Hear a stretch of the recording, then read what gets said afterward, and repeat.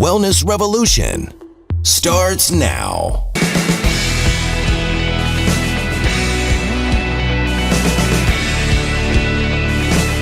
Hello, I'm Dr. Steve Hotze, and welcome to the program today.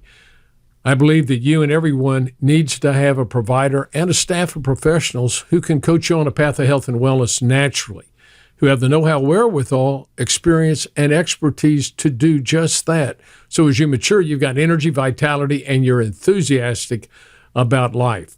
Today, we're going to discuss a common problem that is seen by most physicians around the country.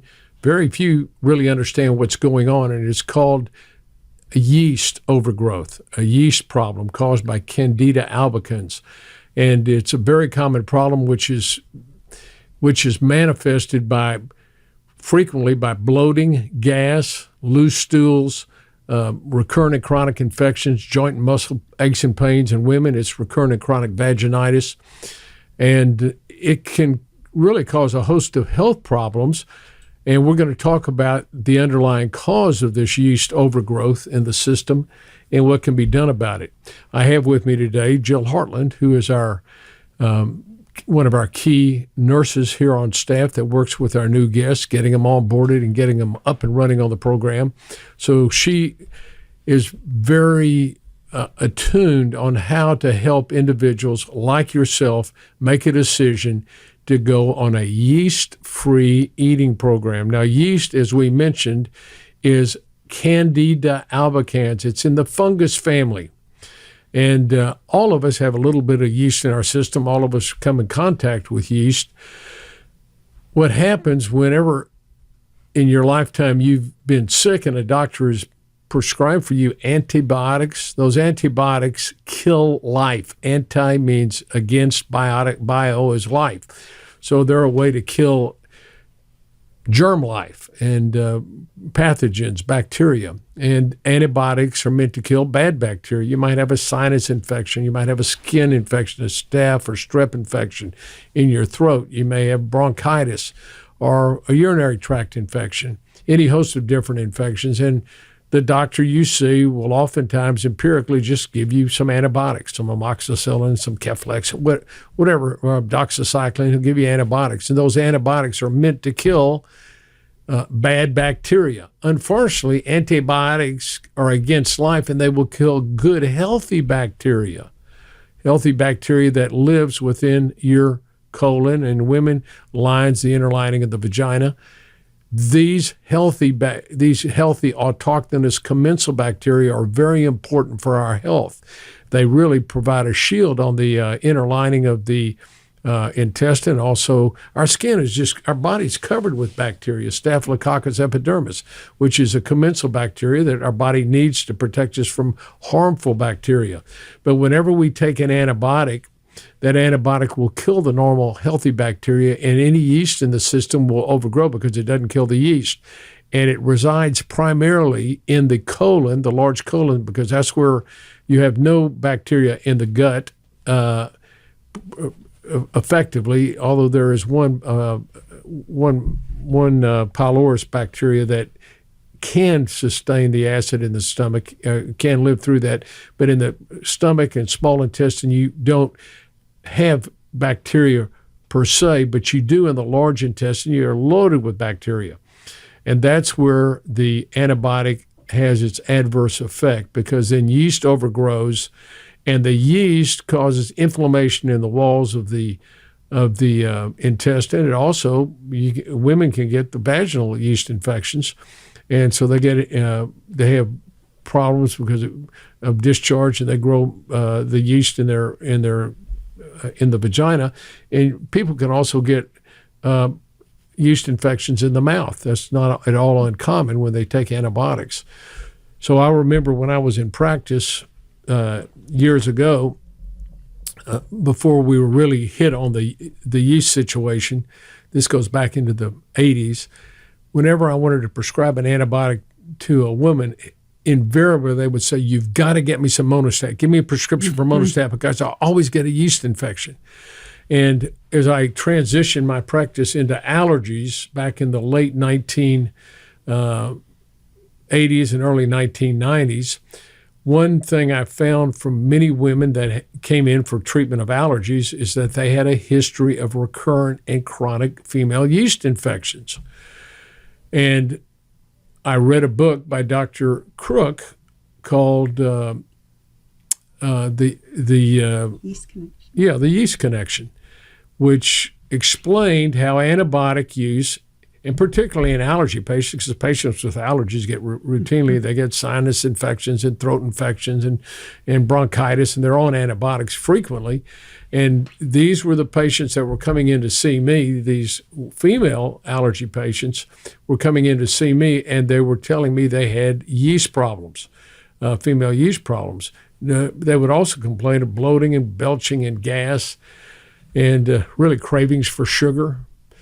And interestingly enough, your yeast grows on sugar. Now, I don't know if you've ever made homemade bread, but the way you make homemade bread is you get your flour out and you put water in it, and you knead it, get it rolled out. Now, you've got to get it to rise. So you've got to have yeast to put into the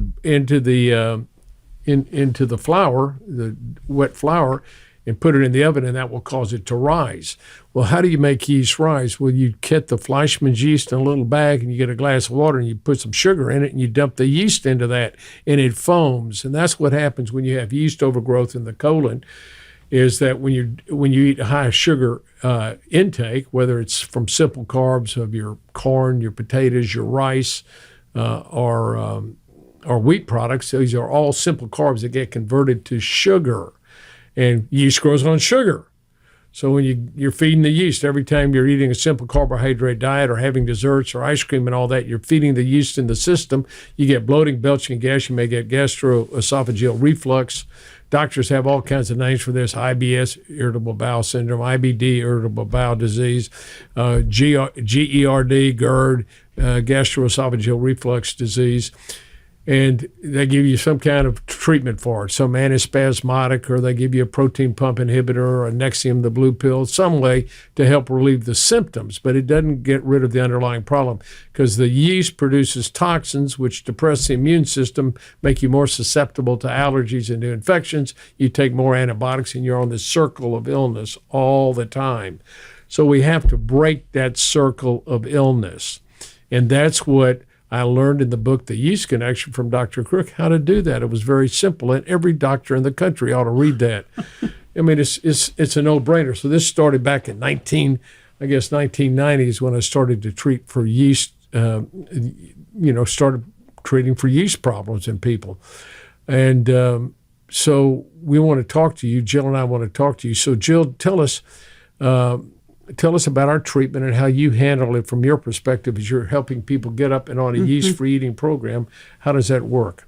So I help our new guests, so the new guests that come into our practice, that really this is a new program for them altogether. They've been working a long time towards their health for many, many years. And by the time that they get to us, they just really need help. And so I like to help them get onboarded, because it is an overwhelming program. But one of those things is the yeast-free eating program. It's a new way of eating. It's a new way of taking supplements. And so the first thing when you actually get started on the program, you want to cut out breads and sugars, all that stuff that feeds the yeast. Like, I think of them as little creatures in the gut that are just like wanting more. And so we need to starve them. We need to not feed them anymore. And then we need to give them a medication called nystatin, which kills the yeast that's in the gut in that spore form, because you have to kill it. Like Dr. Hotze was saying, it's like mold. It's a fungus. If you don't kill it, it just continues to grow. You've heard of black mold in the house. Like, it will just continue to grow. So you have to kill it. Starving it is not enough. And so we use the nystatin to kill the yeast. But once you kill it, you need something to replace that area that, where we killed that yeast. And so one of those things that we give to replace it is probiotics, or that healthy flora, that good bacteria that we killed at the very beginning when we were taking those antibiotics. And like Dr. Hotze said, it killed the bad with the good. So we need something to replace that. So when you kill nystatin, these toxins spill into the bloodstream. And obviously when those toxins enter your bloodstream, blood gets circulated everywhere. So headaches, joint pain, like Dr. Hotze was saying, belly, bloating. Some people get really irritable and fatigued because it can affect your moods. Everything that we eat. So I also think of it causes you can get all kinds of skin disorders. Yes, and sometimes psoriasis and other types of dermatitis are very common when people have yeast problems. Right, and you may actually see that flare up during the yeast-free eating program. Your symptoms may get worse because it's almost like that yeast is like, give me more. And then once you kind of ride that wave to kill it, then it starts to dissipate. For the most part, it does. And then we also have something called NutriTaps or NutriCaps that neutralize those symptoms. It's kind of like a bicarbonate to the acidity that the yeast is spilling into your gut when you kill it. So we give NutriCaps to kind of dumb down those symptoms. My biggest push as a coach for a new guest is you have to have adequate water intake to help your body flush all those toxins out of your body. So whenever guests have symptoms of headache or they're just irritable and they're just like, fatigued, I always ask them to test with 8 to 10 ounces of water. If they feel better in 10 to 15 minutes, then you know that you're on the right track and your body is just actively detoxing and you need to give it some help. You need to drink some more water. And then we also want to mention, after you've been on nystatin for a month, we will give a course of fluconazole, which is a systemic anti-yeast medication, and that's to kill yeast in the as it binds into the intestinal lining. It kills yeast there. The nystatin is not absorbed systemically. It kills yeast in the spore form. But the mycelial form is when the yeast grows into the tissue, and you have to use diflucan or fluconazole to treat that. And you might be on that for 5 days or a week, and that will help knock out the yeast so it doesn't grow back. And then, we put you on the probiotics, and the probiotics are to put back in your system the normal, healthy, autochthonous bacteria, Lactobacillus acidophilus, bifidobacterium, and several other key normal, healthy bacteria to replenish the gut. And these are probiotics, and these are very essential for gut health. Your body literally has trillions of bacteria in the gut health, and they should be healthy, good, healthy bacteria. But when you take antibiotics, of course, they get killed off, and then you get the overgrowth of yeast, and there's an imbalance. So this is very important for you to get your gut cleaned up, because all good health is going to start right here from the mouth all the way down in the gut. This is where good health. And, my dad, who wasn't a physician, had an old saying. He said, son, if you want to stay healthy, you got to keep the pipes clean. You've got air pipes, got to keep them clean. You got water pipes, you got to keep them clean. You got sewer pipes, you got to keep them clean. You got blood pipes, you got to keep them clean. Keep your pipes clean and you'll be healthy. And, of course, one way he would say to do that, make sure you drink plenty of water to keep flushing out the pipes. That's how you keep the pipes clean. So we want to encourage each one of you to make a decision to change your eating lifestyle. We talk about a yeast-free eating program, which is basically a keto-friendly program, and that's in eliminating the simple carbs from your diet, from your eating plan. And we don't want you to go on a diet. We just want you to adopt a different style of eating, and we recommend. We call it a yeast-free eating program, and that's where we eliminate those simple carbs. We eat good, healthy vegetables. We eat salads. We eat good meat, and hard cheeses is important. And we do that for, a period of several months. That gets your body cleaned out. And I also recommend considering to do intermittent fasting. And by intermittent fasting, I mean you decide you're only going to eat at a certain time during the day. You may be in a 4-hour period or 3-hour, 2-hour period or 6-hour period. I personally use intermittent fasting by having one meal, and that's an evening meal. That's what I eat one time, and that's somewhere around 6:30 to 7:30 at night. I usually have my meal with my wife. I'll have coffee in the morning, and I don't eat anything else during the day. And I've done that for years and have stayed close to my playing weight in high school. And and this is called intermittent fasting. And you might go, like, I couldn't stand. I got to have three. Oh, we're supposed to eat multiple meals a day. No, I'll just tell you. I look at my dog. I've got a retriever, Labrador retriever, and his name is Winston Churchill, as a matter of fact. And my wife Janie feeds him one meal a day, and he eats dried bison beef every morning. He's thin, he's trim, he's muscular, he's not fat. And, I see a bunch of dogs around town, and they're overweight, in fact, because they're feeding them a lot of carbohydrates. That's what's in much of the dog food. And just like humans, dogs are like humans. They eat a bunch of carbohydrates. Guess what? Carbohydrates are sugar molecules. And when they break down in the body, those simple carbohydrates turn to sugar. And guess what? The body, when you get too much sugar, you raise your insulin level, and the insulin converts the sugar to fat. That's why people gain weight on a high carbohydrate diet.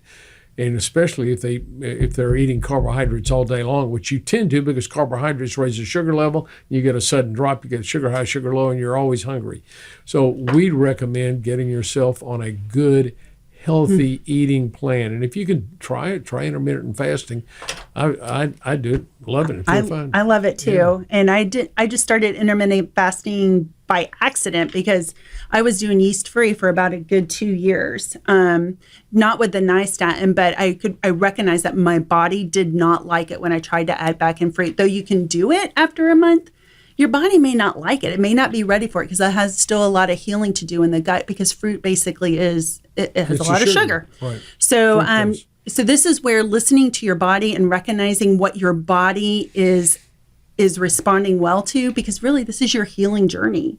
And so, like I said, I did Yeast-Free for 2 years before my gut, which I did a lot of damage to, was finally able to do well with pieces of fruit without getting sick or feeling miserable or bloated or gassy. So even though we have a 3-month stint where you do a concentrated nystatin and acidophilus or probiotics, and you can add back in some of those things, really, like Dr. Hotze was saying, it's a lifestyle. And so we want to help train you to take this forever and ever, amen, like where you're just doing this for a long period of time. No, I'm not saying you can't enjoy the good things, but you want to be able to enjoy those without guilt or feeling poorly. Like you want to be able to celebrate, but also know how to get back to a regular eating plan, a healthy eating plan.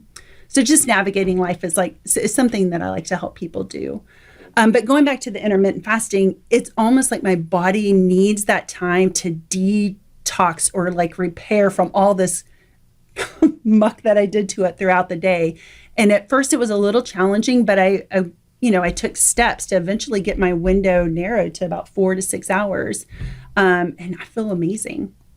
So, well, the key point is here, you want to eat to live, and you don't want to live to eat. And that's where most people in America are, because they push this crappy food down. They're on TV all the time. I always say if it's in a package, bag, or box, just stay away from it. It's all processed food. There's full of chemicals and all kinds of additives that you don't want in your body. Eat healthy as best you can. If you can eat organic doesn't. People say, it's more expensive. Buying food is so much cheaper than, buying at the store, so much cheaper than going and buying junk food at some restaurant. And it's so worth it because what you're doing when you eat the boxed types of foods with all those chemicals do is jam up your cell receptors, and the good stuff can't get in to help with cellular nutrition or the mitochondria, which is the energy part of the cell. So it's really important because you're going to have to get rid of it anyway if you want to feel good. So why not start now and start putting healthy things in your body? We have a yeast-free program that's starting up on the 1st here, or starting up on the 2nd, I guess. Second, we open up, we're closed on the 2nd. Something like that. So January 3rd, it will start the yeast-free eating program. Now, to get involved in the yeast-free eating program, which I would encourage you to do, you do this through Physician's Preference Vitamin Store. You can go online to yeastfreewithme.com, yeastfreewithme.com, and sign up. And they will make some recommendations they'll send you some information. We have some books available on good, healthy meal plans that you will enjoy. They're delicious. Also, you can go to our website, hotzehwc.com, and take one of our symptom checker quiz to see if you may not only need to have a good, healthy eating program, but you may need to replenish your hormones. And it may need to be worked up for that, or you may have some allergy problems. The phone number you can call is 281-698-8698, and you'll find that on the screen. But I'd recommend you go to yeastfreewithme.com, sign up, and get yourself on a program. This will help you get on a weight loss program. The most important thing you can do is get down to an ideal body weight. People at an ideal body weight live statistically much longer than people that are overweight.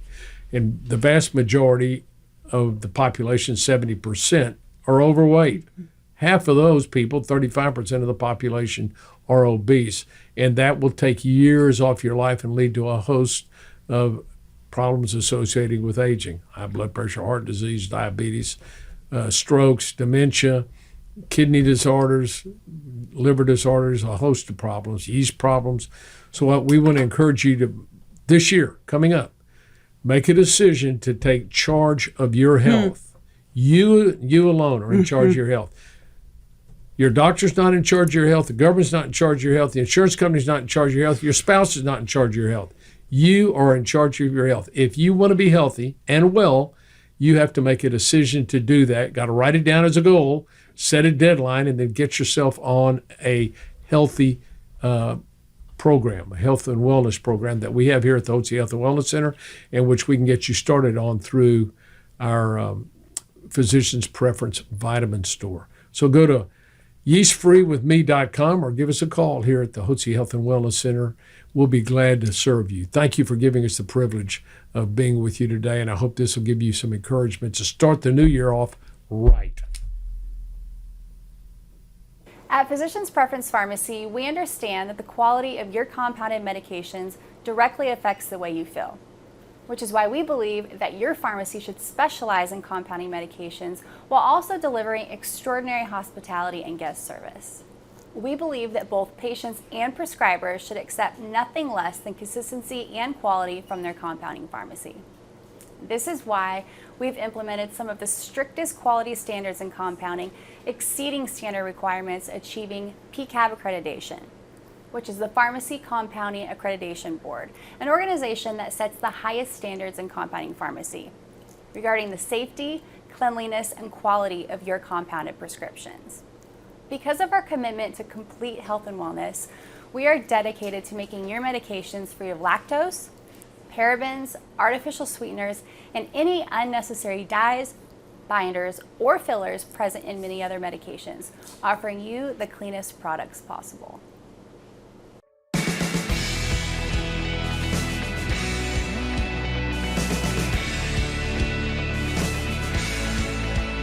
Information provided on this program is neither intended nor implied to be a substitute for professional medical advice and is not intended to replace the services of a physician, nor does it constitute a doctor-patient relationship. You should not use information from this radio program to diagnose or treat a health problem or disease without consulting with a qualified healthcare provider. If you have or suspect you have an urgent medical problem, promptly contact a professional healthcare provider or call 911. Dr. Hotze's Wellness Revolution advises you to always seek the advice of a physician or other qualified health provider prior to starting any new treatment or with any questions you may have regarding a medical condition. Any application of the recommendations from this program is at the listener's discretion.